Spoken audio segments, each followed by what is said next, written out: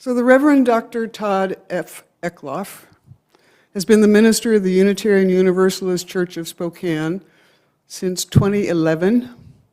He is a founder of the North American Universalist Association, where he serves on the board currently.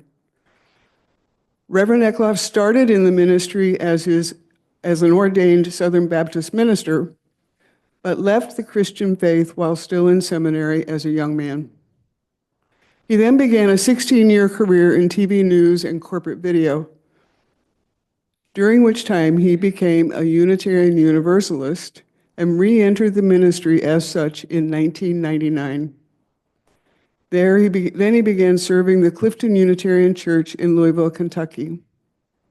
He's been widely appreciated for his environmental and gay rights activism, in addition to engaging in the areas of criminal justice reform, restorative justice, the peace movement, and immigration and racial justice. He and his wife, Peggy, have 2 grown children and 2 canine companions, Chester and Wiley. So please welcome Todd Eklof to our virtual pulpit.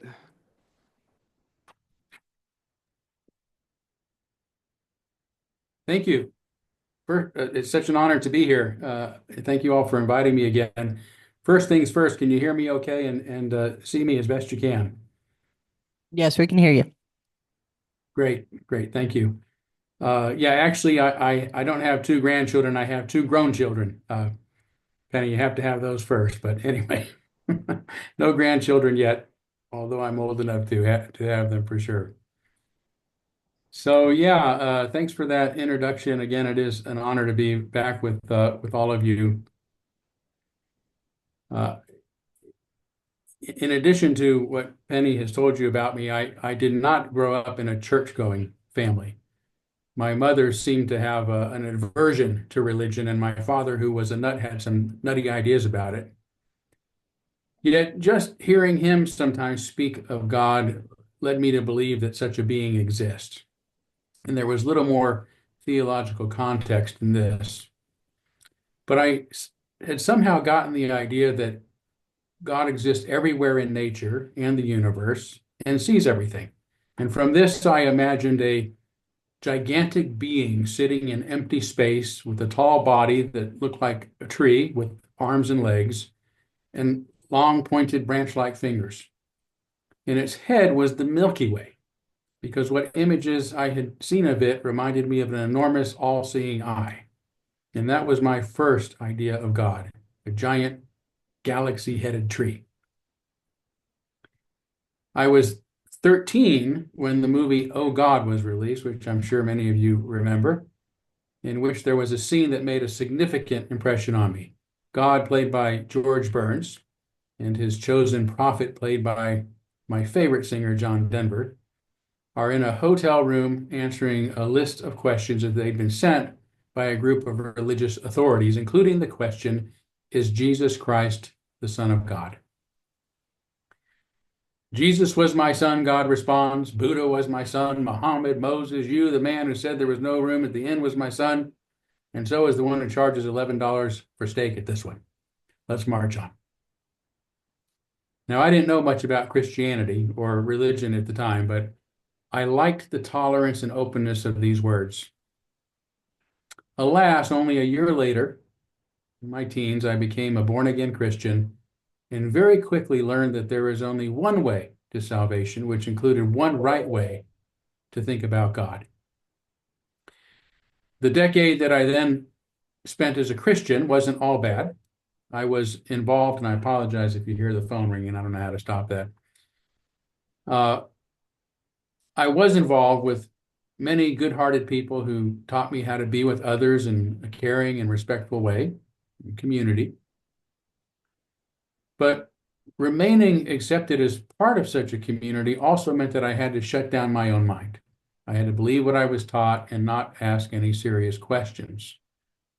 And these years culminated with me attending a Southern Baptist college earning a degree in philosophy from the Bible department, which was a ministerial tract, and being ordained as a Southern Baptist minister. But I only lasted a semester at the Baptist seminary, where I went after college to complete my studies. I quit upon realizing that I simply didn't and couldn't believe it anymore.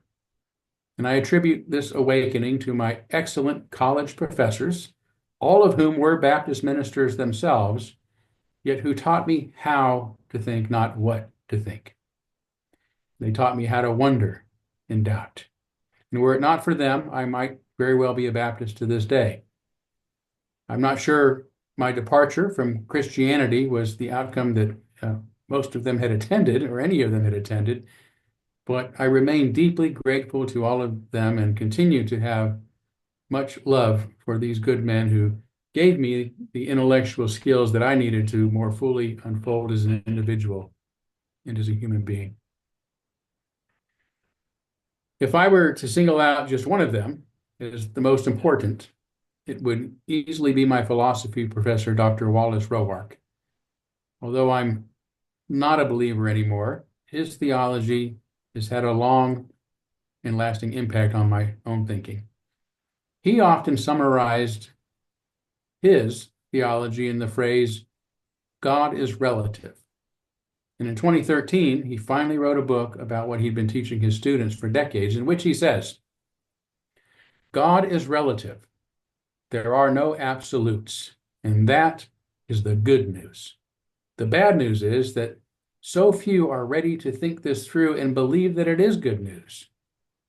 We have been misled by nearly 2,000 years of absolutist interpretations of the good news, the Christian gospel. We've been easy to mislead because there is not much in this threatening world of flux that we desire more than certainty and security. We crave absolutes. Although Dr. Roark is still a Southern Baptist and a believer, at least in a God who is relative, and I am not, those familiar with my sermons may hear his words continuing to influence my own thinking. And without going into what he specifically means by God as relative, for me it is the best reflected in a verse from the Gospel of Matthew, where 2 or 3 gather in my name, there I am with them. And the idea here is not that Jesus is physically or literally present, not even as an unseen ghost, but that he becomes practically present when we relate to one another in the ways that he taught, by demonstrating the kind of care, compassion, and acceptance that he had for others. So even though I'm an atheist in the sense that I don't believe in a personal God, that is, in a person named God, I still agree with Dr. Roark that God is relative, meaning that we can make and can only make our values real through our relationships in the ways that we treat others, other people, other creatures, and the environment, in all our relations. For a long time, I called myself an atheistic mystic, and that's a term that I borrowed from social psychologist Erich Fromm. He used to describe himself as such because he didn't believe in a personal God either and felt that any attempts to define God could only lead to error. Rather, he believed that we must come to understand that God represents our own principles and our highest aspirations, the best version of ourselves.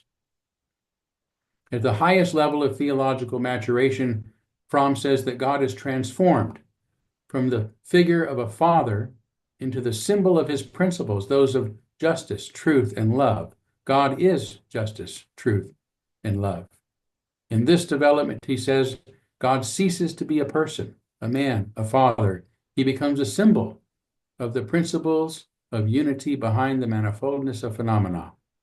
God cannot have a name. A name always denotes a thing or a person, something finite. How can God have a name if he is not a person, not a thing? And I agree with Fromm, and I don't believe that it is rational or productive to speak of a personal God, which is what most people using the term are referring to.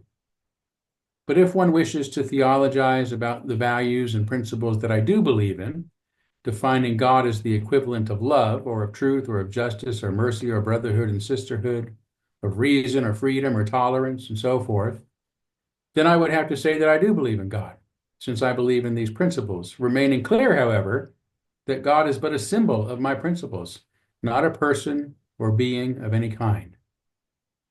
In this way, God can only exist in our relationships where two or more are gathered and demonstrating these principles amongst themselves. And whether this is entirely what Dr. Roark means by it or not, it is what his phrase, God is relative, has come to mean to me, and why I often say, just because I'm an atheist doesn't mean I don't believe in God. And as rational as my view may sound, it should not be taken to mean that I don't deeply appreciate the great mystery of our existence, nor that my life isn't filled with awe and wonder and the recognition that there is infinitely more to be known than can ever be known. As Dr. Roark taught me about everything, not just theology, there are no absolutes, and that is the good news. It's the great news. It doesn't always feel like great news because humanity, like all creatures, have evolved to be cautious, to stick with the behaviors that haven't gotten us killed so far, the tried and the true, which is why we crave absolutes, as he put it. But once we accept that there aren't any real absolutes and come to accept the uncertainty of our existence, the uncertainty of our beliefs, ways, and future, something marvelous begins to happen. We come to enjoy life far better than was possible when we deceived ourselves with false certainties. And this is so because the experience of awe and wonder is immensely more profound and desirable than the anxious and unfulfilled lives that we pursue in the pursuit, I should say, of unattainable certainties, no matter how certain we may feel about them. And this is what Fromm meant by atheistic mysticism. The root of the word mysticism is mist, the same as in mystery. Mystics live in the mist. It is the place that they most enjoy and feel most at home in. They're comfortable with doubt, uncertainty, and sometimes being completely dumbfounded. For such states, which can truly leave us speechless, dumb, with our mouths dropped open, are the precursors of higher states of profound awe and wonder.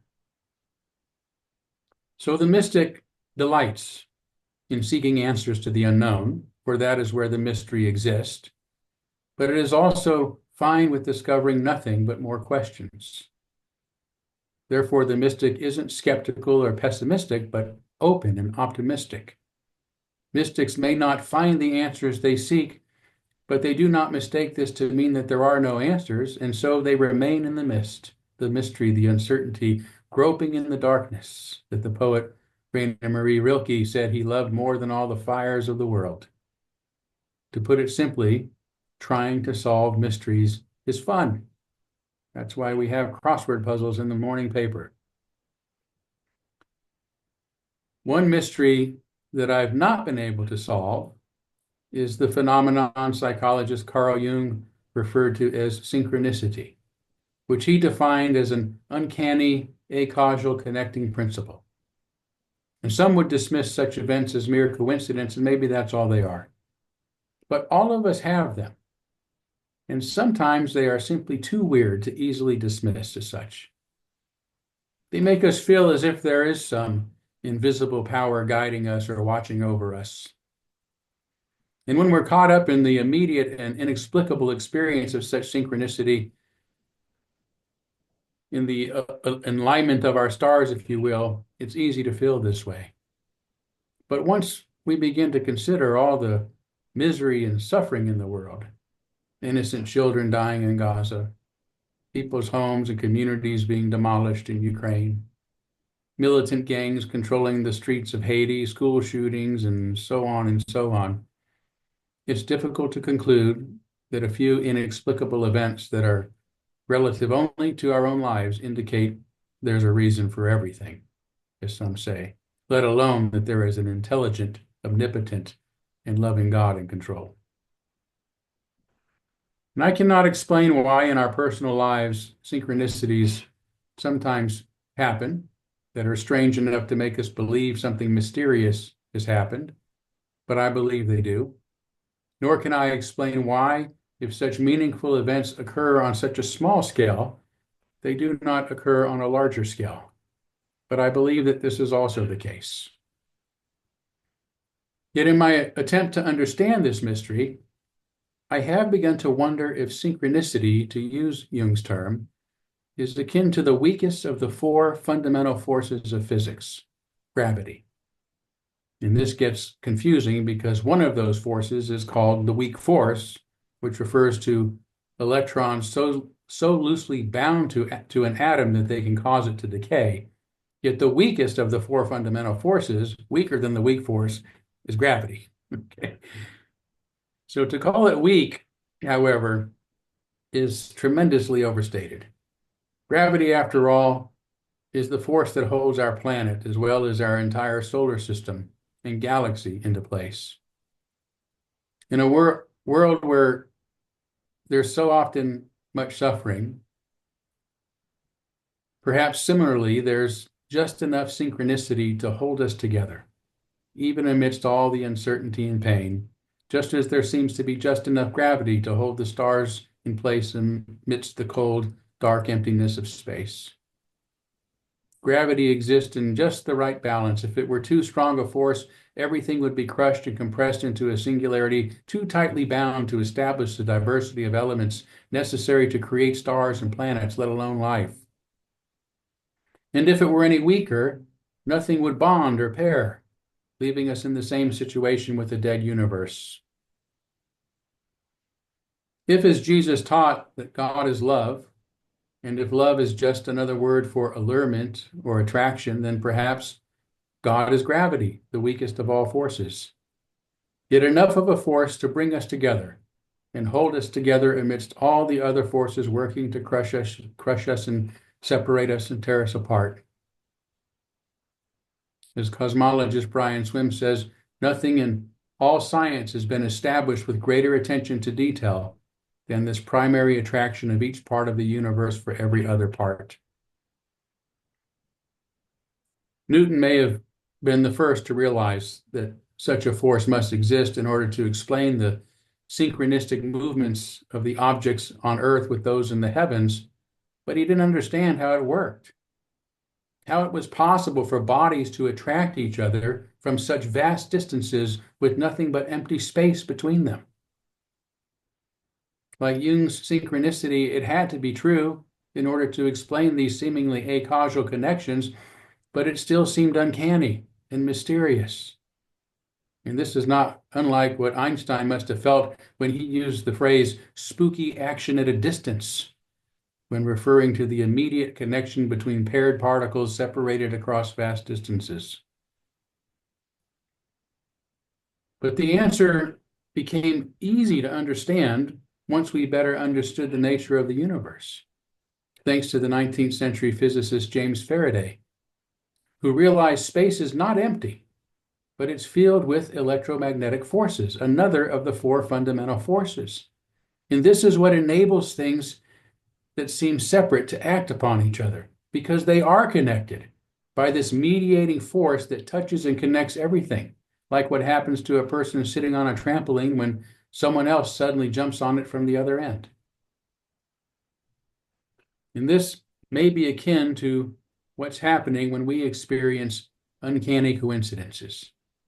They seem uncanny and acausal because we can't see the connections between them occurring in space-time.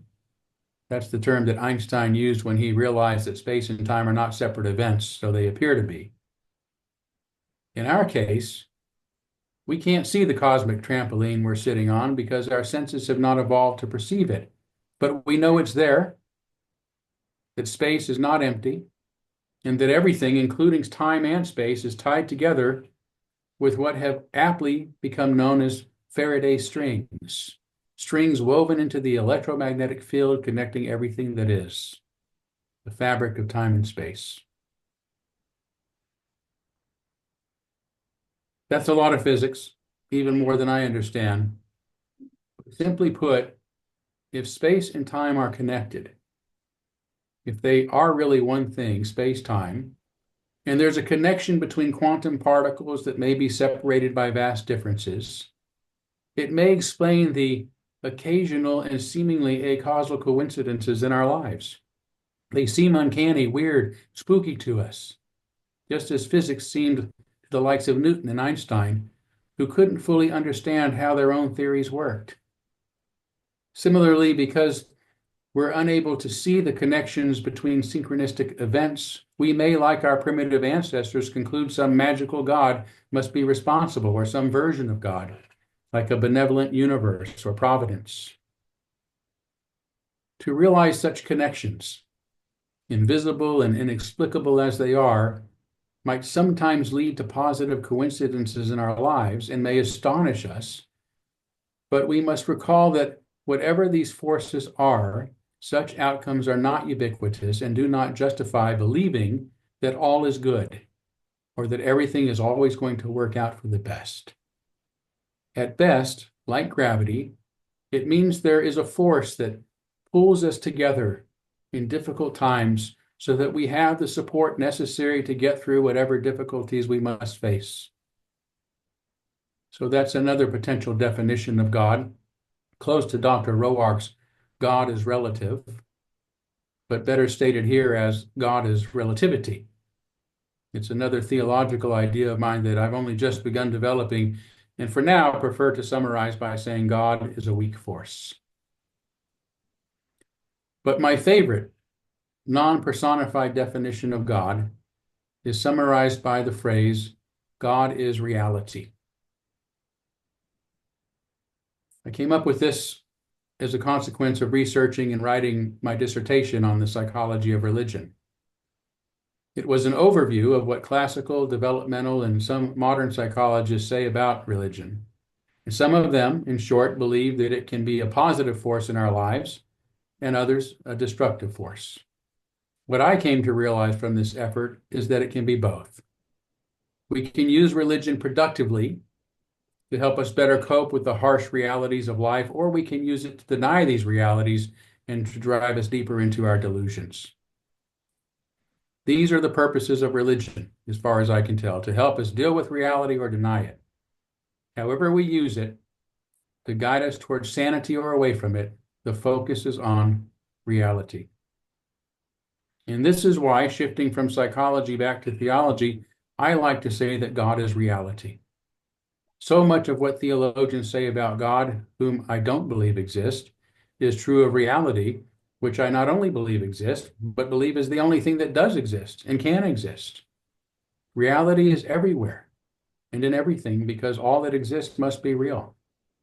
As the Gnostic Gospels say of the kingdom of God, reality is in you and all around you. And what the priests and preachers of most religions say about God is true of reality, that we should spend our lives seeking it. We must not turn away from reality. Alas, like Moses seeing only a part of God's backside, our human minds cannot comprehend the whole of reality, but when we do sometimes catch glimpses of what is real, we are awestruck. And our lives and our societies are transformed by the encounter. What we know of reality should be our guide. We should devote our minds and our hearts to reality and live in its pursuit. So much of what people say about God, so many of the praises they sing can be said and sung about reality and should be, because God doesn't exist and reality does. So even though I wouldn't say God is real, I'm happy to say God is reality. This is why the very last sentence of my dissertation says, reality is at once the most abundant resource in the universe and its rarest gem. It is abundant because reality is the only thing there is. It is its rarest gem because it is so hard to grasp and impossible for us to ever fully understand. So these are some of my theological meanderings, leading me to believe that God represents our values and our fullest potential. God is incarnated in our just and compassionate relationships with one another. God is a weak force that draws us together and holds us together. God is in you and all around you and is the only thing that is because God is reality. Then again, what do I know?